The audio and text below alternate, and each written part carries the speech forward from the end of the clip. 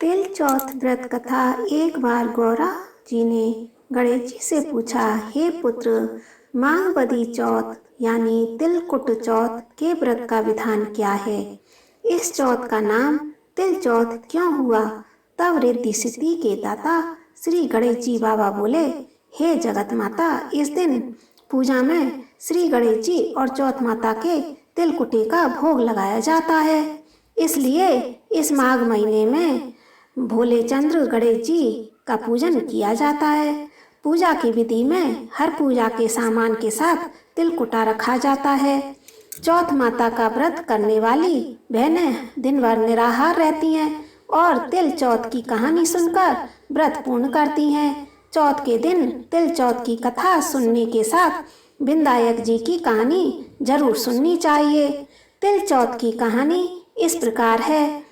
किसी शहर में एक सेठ सेठानी रहते थे। उनके कोई संतान नहीं थी। इससे दोनों जाने दुखी रहते थे। एक बार सेठानी ने पड़ोसियों की स्त्रियों को तिल चौथ व्रत करते हुए देखा तो पूछा, आप किस व्रत को कर रही हैं?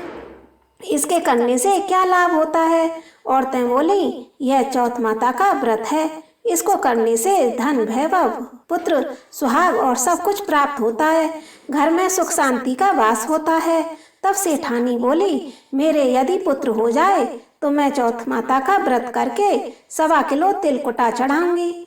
कुछ दिन बाद वह गर्भवती हो गई। तब भी भोग नहीं लगाया और चौथ माता से बोली, हे चौथ माता, यदि मेरे पुत्र हो जाए तो मैं 2.5 किलो का तिलकुटा चढ़ाऊंगी। गौरी पुत्र गणेश जी और चौथ माता की कृपा से उसको पुत्र रत्न की प्राप्ति हुई, पर उसने तिलकुटा का भोग नहीं लगाया।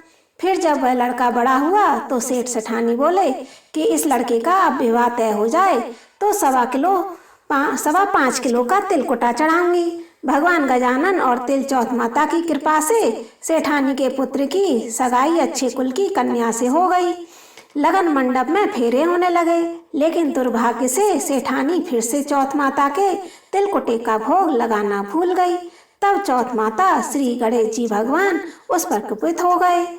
अभी फेरों के वक्त में 3 ही फेरे हुए थे कि चौथ माता अपना कोप दिखाती हुई आई और दूल्हे राजा को उठा के ले गई और गांव के शहर में पीपल के पेड़ पर छिपा दिया। सब लोग अचंभे में रह गए।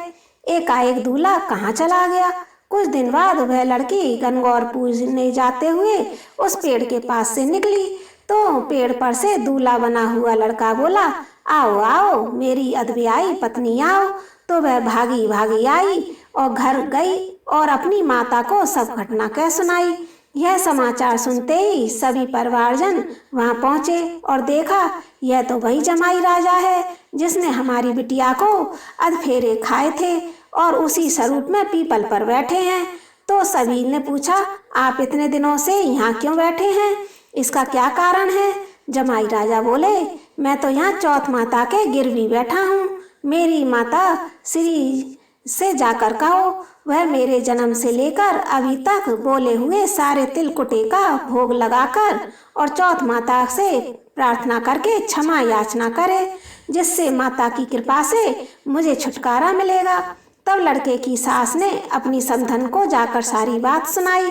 तब दोनों समधनों ने 1.25 मन का तिल का कुटा किया और श्री संकट सुवन गणपति भगवान श्री गणेश चौथ माता की विधि पूर्वक पूजन करके तिलकुट चौथ की कहानी सुनी। तब चौथ माता ने प्रसन्न होकर, हर्षित होकर बिजली की तरह दूल्हे राजा को वहां से उठाकर फिर वहीं फेरों के स्थान पर लाकर बिठा दिया।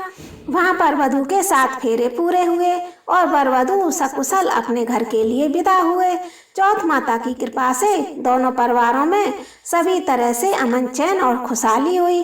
हे चौथ माता, जैसे उस लड़के के साथ हुआ वैसा किसी के साथ मत करना। जैसे सेठ सेठानी को दिया वैसे सबको देना। तिल चौथ की कहानी कहने, सुनने और हुंकारा देने वाले और पूरे परिवार को देना। बोलो गणेश जी भगवान की जय। बोलो तिल चौथ माता की जय।